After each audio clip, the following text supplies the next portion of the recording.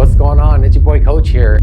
At one point I had a goal to take my recipe book and all this cookbook stuff and help people out and just compile it in a way that was really organized and pretty and just had all pictures. I just don't have time to do that. So instead, what I thought I'd do is just maybe do a screenshot or some kind of layover to where you can just see it and just kind of maybe you could pause it at something that looks good and just take that and try it out. But ultimately, if you're going to build a cookbook, mine took about 6 months to make because I was trying different things and experimenting. Some things aren't even in there anymore. They changed. So this is something that I really encourage is if you're trying to say, get started in nutrition and you want to find out meals that are going to work for you in terms of calories and macros, start writing it down, start doing a journal. And I use this Excel spreadsheet. That's how it all started, was putting the first one in and then putting the next one in. It doesn't matter what method you use, but even if you're using someone else's cookbook, highlight it or rip the page out, start building it in a book. You're going to want this stuff, especially when it comes to the end of the week or the next week. You're like, what am I going to do next week? If you're trying to just guess off the top of your head or go out to the store without any kind of plan or list, it's going to be extremely difficult to be successful. And then that's what usually leads to, well, I don't have any food, let me just go order whatever. It usually leads to that. So instead of doing that, I really highly encourage you to start a cookbook, start a recipe book of your own. You're welcome to take any of these ones, obviously, and there's probably some pieces that are wrong because I make mistakes. Sometimes, I fat finger a number or I didn't type something in, I left something out, because when I'm building this stuff, it was really about building the cookbook did not only just give me ideas or things that worked, it did something more important as I was doing it.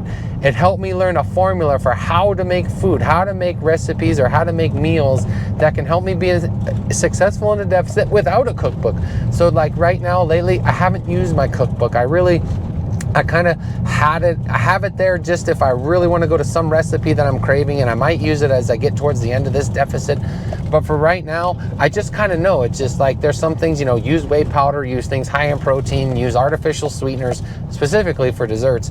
Just, you use the same kind of ingredients, you change them up a little bit, and then they kind of taste different. What I'm going to end up doing is trying to film a little bit of it for some of these episodes. I have a couple where I'm going to put some of the cooking stuff into the Qform episodes, but since it's just skits, you're not going to learn anything from it. It's just to use, say, the overlay. Use that presentation to make something funny. On a serious note, though, that's what this episode is for, is to kind of present what I do have, and it's something you can maybe take away. I wish I had time to help people cook. I tried. If you're struggling with nutrition and you really want to make change, start with the Endless series. Start just understanding. Just open your eyes up to, and I know I'm not the most entertaining person to watch, but try if you can to listen through what I'm telling you and see the slides and see what I'm, displaying, because that's a lot of the little nuggets that's going to help you change your mind, change it, what I call change your paradigm to what you think is healthy and unhealthy. Because where I started was shop, cook, and prep. And most people know that. If you go to the store and you buy healthy and you get all these ingredients, this is going to help me. Well, if you don't like what you're doing, you're not going to stick with it. So what you have to start with is finding a shopping routine that you like, find a cooking routine you like, find meal prep that you like, and you combine all of those.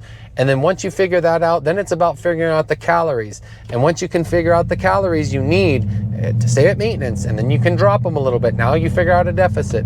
And once you figure out that deficit, now it's like, okay, now I need to have a routine in place. All of this has to stay and it has to stick. And that's what a lot of people's secret is when it comes to, I would say, long-term staying lean and being successful and really getting a physique.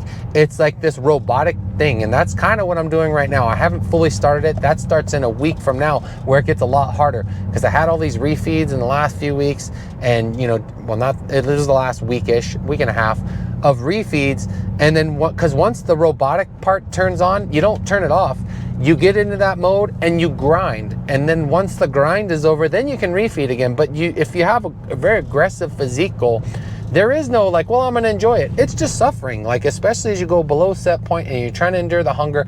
And then there's desserts I put in, and those are one of those ones that, it's not obviously as good as regular chocolate or regular sweets, but when I'm eating, I'm like, you know what? I'm getting to eat desserts and I'm getting lean, so I like doing this and I keep it. And so that's kind of one of the tickets, is to find all these habits and patterns that you can like and see some sort of benefit or reward, even though you're suffering, and then boom, you figured it out. But it's a mental thing.